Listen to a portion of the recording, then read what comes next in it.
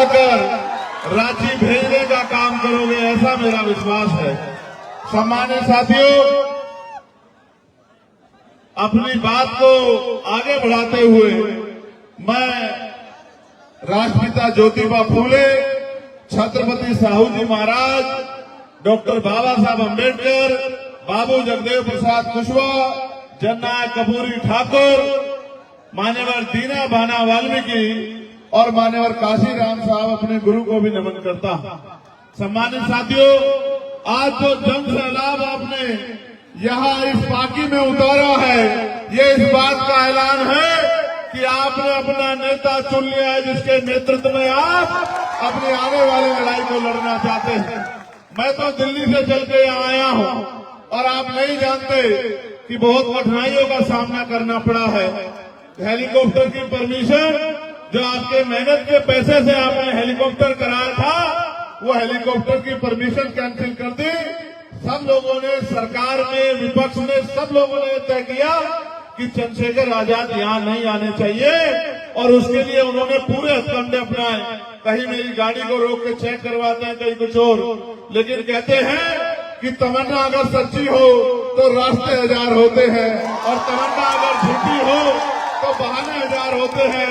मैंने एक लाइन में कहा कि आज अगर कुछ भी हो जाए तो भी मैं पार्टी में इकट्ठे हुए अपने लोगों को संबोधित करने के लिए जरूर जाऊंगा, हर कीमत पर जाऊंगा, उनके विश्वास को मजबूत करने के लिए वहां पहुंचूंगा। आप मेरी इस बात पे गौर करो। आज जो हालात हैं, ये हालात हम लोगों की वजह से है, क्योंकि हम इन दलों पे भरोसा करते हैं। कभी भाजपा को हराने के लिए किसी और दल पे, कभी कांग्रेस को हराने के लिए किसी और दल पे हम उनकी लड़ाई लड़ते हैं और अपनी लड़ाई कभी नहीं लड़ते। जिस दिन हम अपना और अपने बच्चों का, अपने क्षेत्र का अच्छा भविष्य सोचने का काम करेंगे, मैं लिख के देता हूं कि किसी दूसरे व्यक्ति की जरूरत नहीं पड़ेगी, जिसने बिना किसी पद पे होते हुए, जिसने बिना किसी पावर के होते हुए आपके आशीर्वाद और आपके सहयोग से इस क्षेत्र में हर गरीब, किसान, कमजोर, तमाम जाति धर्मों के लोगों की आवाज बनने का काम किया है। अगर उस भाई मुमताज को इस बार आपने वोट की ताकत दे दी तो मैं लिख के देता हूं कि फिर आपको किसी आगे हाथ फैलाना नहीं पड़ेगा। और फिर ये जो गुंडागर्दी आपके साथ होती है, जाति के नाम पे, धर्म के नाम पे हिंसा जो आपके साथ होती है, ये हिंसा करने की हिम्मत किसी भाजपा के गुंडे की नहीं पड़ पाएगी। मैं इस बात को आपको गारंटी के साथ कहता हूं। हम बाबा साहब अम्बेडकर को मानने वाले लोग हैं, हम सतगुरु रविदास जी महाराज को मानने वाले लोग हैं। बड़ी संख्या में हमारी माएं बहनें यहाँ बैठी हैं, वो बड़ा विश्वास उम्मीद लेके आई है। आजाद हुए 75 साल से ज्यादा हो गए, लेकिन आज भी बुनियादी सुविधा नहीं मिलती है। मैं पहले भी एक बार आया था कि यही बराबर में बाबा साहब अम्बेडकर के स्टैचू की स्थापना आप लोगों ने की थी और मुझसे ये कहा गया था कि भाई आपको उसका फीता काट के जो है, वो जो मूर्ति लगाई है, उसकी जो है, उसकी घोषणा आपको करनी है। जब मैं गांव में गया, गांव के हालात देखे, लोगों के टूटे मकान देखे, गरीबों के फटे हुए कपड़े देखे, उनके बच्चों के बुरे हाल देखे, उसी दिन मैंने मन में तय कर लिया था और मैंने अपने साथियों को भी कहा, मैं धन्यवाद दूंगा अपनी बारे में आजाद समाज पार्टी के एक एक नेता कार्यकर्ताओं का, जिन्होंने मैंने उस दिन एक ही बात मांगी कि अगर कुछ करना चाहते हो तो संविधान ने हमें अधिकार तो बहुत दिए हैं, लिखित में अधिकार तो बहुत है, लेकिन जब तक राजनीतिक ताकत नहीं होगी, उन अधिकारों को दिलाने वाले हाथ नहीं होंगे, तो वो अधिकार आपके घरों तक नहीं पहुंचेंगे।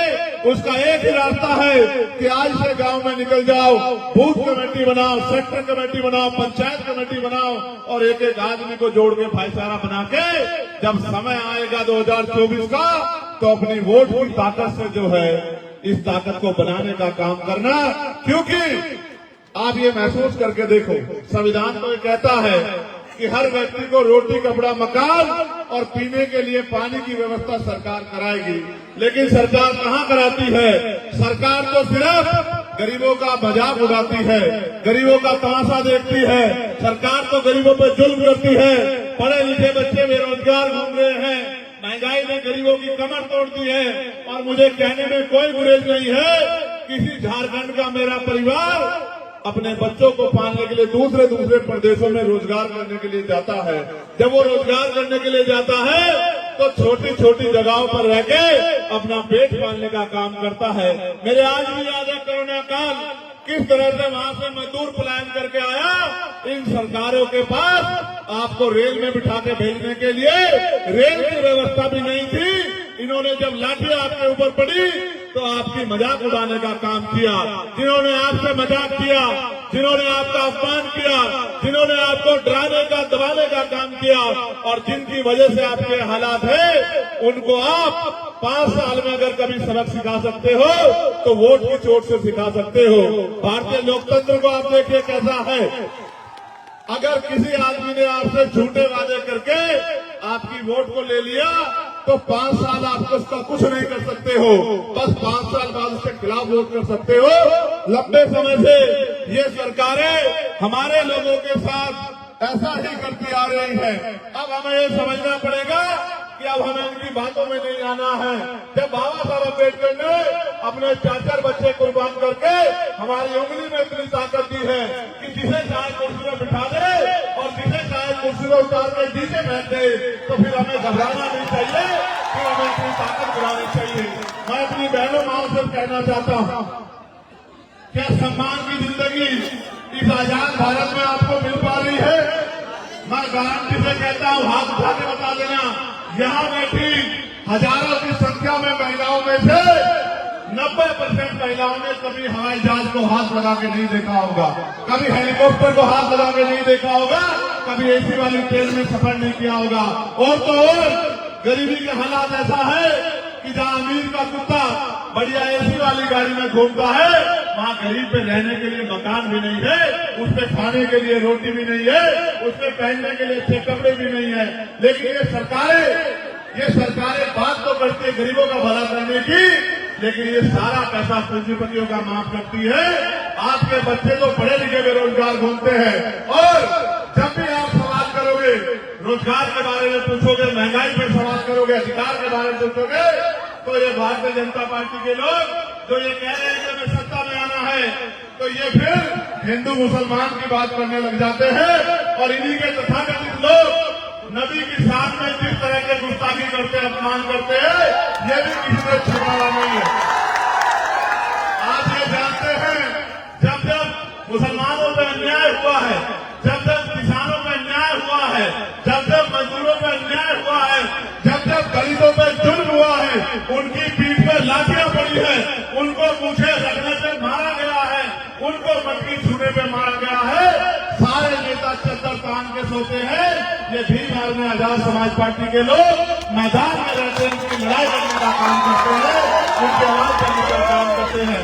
मैं आपको कहना चाहता हूँ, जब तक जिंदगी नहीं बदलेगी, जब तक शिक्षा समान शिक्षा लागू नहीं होगी, एक तरफ अमीरों के बड़े बड़े स्कूल जिसमें गरीब का बच्चा घुस नहीं सकता और सरकारें स्कूल भी बंद कर रही है। जब तक आपका बच्चा पढ़ेगा नहीं, पढ़ लिख के आगे बढ़ेगा नहीं, डॉक्टर इंजीनियर IAS IPS वकील जज बनेगा नहीं, तो आपकी गरीबी की बेटियां नहीं कर सकती है। लेकिन वो तभी संभव है कि राजनीतिक ताकत आपके हाथ में होनी चाहिए। कौन है आपकी असेंबली में आपके लिए बोलने वाला? आप बताओ, सबसे ज्यादा मोहम्मद सिंह इसी सरकार के नेतृत्व में झारखंड में होने का काम हुआ। सरकार ने वादा किया था कि मोहम्मद सिंह पे कानून बनाएंगे, बनाया? मोहम्मद सिंह जिनकी हुई उनको कोई मुआवजा नहीं मिला। और फिर मैं कह रहा हूं, दलितों का तो इतना बुरा हाल है कि दलितों की जान से सस्ती दाल है आज झारखंड में भी और देश में भी। दाल की कीमत हो सकती है, लेकिन गरीब दलित की जान की कीमत नहीं हो सकती। जिस तरह का जुल्म सरकार कर रही है, इस हिंसा का जवाब हमें संविधान के आधार पर जो ताकत मिली है, वोट की ताकत के आधार पर उस वोट की ताकत से देना है। गौर करना सम्मानित साथियों, अगर आप 10 रुपए का सामान लेने के लिए बाजार में जाओगे तो उस सामान को 4 बार देखोगे कि ये सामान खराब तो नहीं है, ये सामान जो हम खरीद रहे हैं ये टूटा हुआ तो नहीं है, ये जो सामान हम खरीद रहे हैं जो इसकी वैल्यू है ये इतना पूरा है नहीं है। अगर 10 रुपए के सामान में कमी मिलेगी तो 1 करोड़ रुपए से कीमती जो आपके 5 साल का मुस्तकबिल तय करती है, वो वोट डालने के लिए जाते हो तो एक बार नहीं सोचते जिसको वोट दे रहे हैं चुनाव के बाद उसके दरवाजे आपके लिए खुलेंगे नहीं खुलेंगे। जब आप पे जुल्म होगा वो आपकी बात करेगा नहीं करेगा, जब आपको जरूरत होगी वो आपकी लड़ाई लड़ेगा नहीं लड़ेगा। बस आंख बंद करके वोट देते आते हो और फिर कहते हो कि हमारी कोई सुनता नहीं है। जो कल भी नहीं सुनता था वो आज भी नहीं सुनेगा। सुनने वाला एक है, आपकी आवाज बनने वाला एक है। मैं आपसे कहना चाहता हूं, चूकना मत, बिल्कुल मत चूकना। नारे लगाने से, सिर्फ नारे लगाने से, झंडा उठाने से अगर तकदीर बदला करती, जिंदगी बदला करती तो सब भी बदल जाती। हमारे हाथ में बाबा साहब अम्बेडकर